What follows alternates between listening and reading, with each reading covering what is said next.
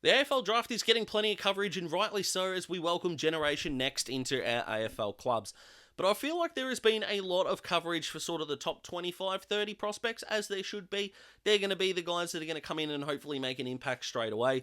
But I thought we could spend a video talking about 5 guys who I think are going to fall a little bit that could still end up being really good players for their clubs. Whether you want to call them a slider, whether you want to call them a late selection, whether you want to call them a draft gem, whatever you want, here are 5 guys that I think could come out of this draft and surprise us very early on. Let's go.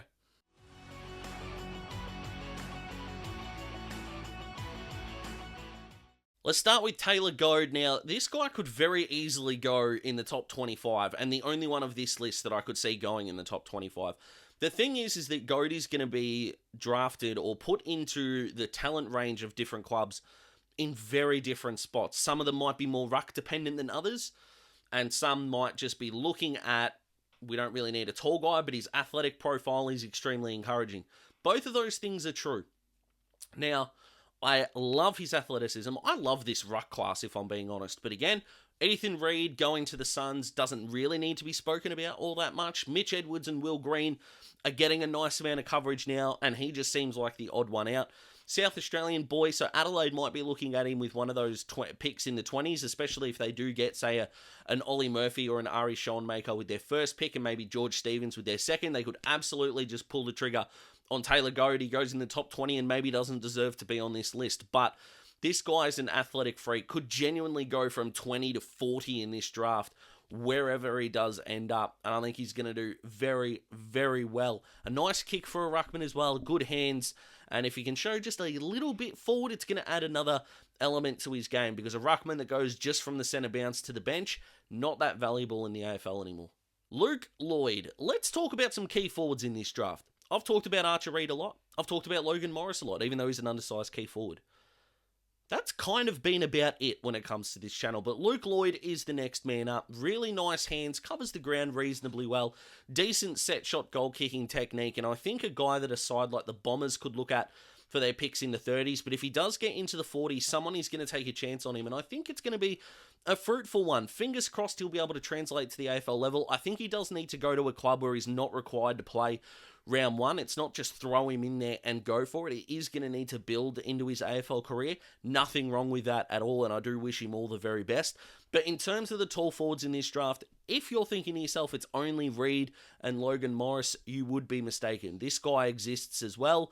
And like all the draftees, fingers crossed that he does do well, and could be a guy I'd love my Hawks to trade back into the draft after the McKay bid and pick up, even though we've got Cole Shadir coming as well, hopefully. But I think wherever Double L ends up, fingers crossed he can develop, and then 2025, 2026, we'll be able to see him impact AFL level really nicely.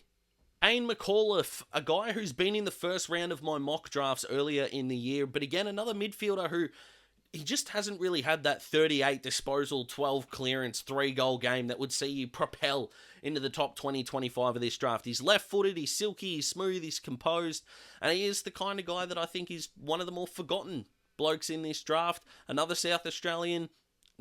I think Adelaide would be a good fit if they don't end up with a midfielder with those 3 picks, but there are going to be plenty of clubs that are going to look at him because of that nice ball use. I do worry about composure a little bit, but 18-year-olds are not meant to be the finished product right now.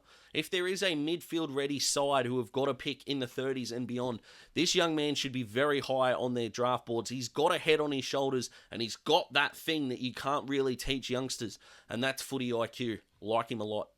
Aidan O'Driscoll, brother of Nathan from the Dockers. This young man is a wingman who is absolutely ready to go on the outside of the contest.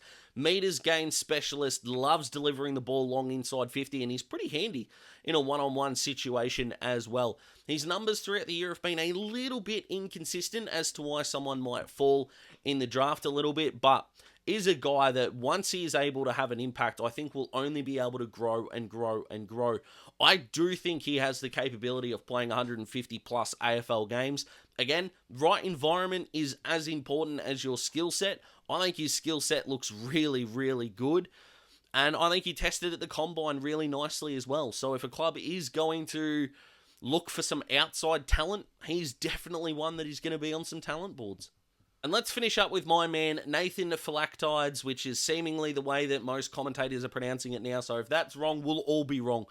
But halfback flanker, great speed, outside player. Sure, he didn't have that standout month which propels you from, the 30s, early 40s into the 15 to 25 range. But that's not necessarily a bad thing. You're spending, not a great draft asset on potentially a very, very good young kid. Leadership qualities are there. His outside pace is there. His long kicking's pretty good. I'm not sure if he's going to be the guy that's going to bite off that 45 for you right now. But again, 18-year-olds are not the finished product yet, guys. But a club that is looking for some outside speed, outside run, and have got a pick in that range, he would be well worth looking at. He's going to get picked up in this draft. I'm reasonably confident of that. And what happens from there, of course, is going to be completely up to him.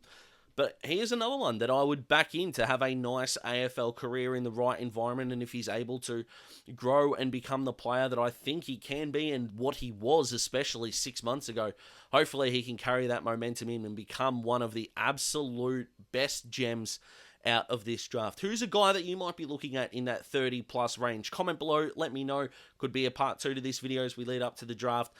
On Sunday, the 12th of November at 7 o'clock Australian Eastern Daylight Savings Time, I'll be going live for another draft Q&A, hopefully with a better quality camera this time, because the one on the laptop is just, not good. So I do apologise for that, but hopefully your questions can come flooding in, and you can sit here next to me. We can be on the stream together as you deliver your question as well, so get involved, guys. Hope you enjoyed this video. Share with a footy-loving mate or even a draft nuffy. I don't discriminate in that way, guys. Take it easy. I'll see you next week for my final mock draft of 2023. Sad times, but it's been a hell of a ride. Thank you so much for being a part of it. I'll see you very soon. Goodbye.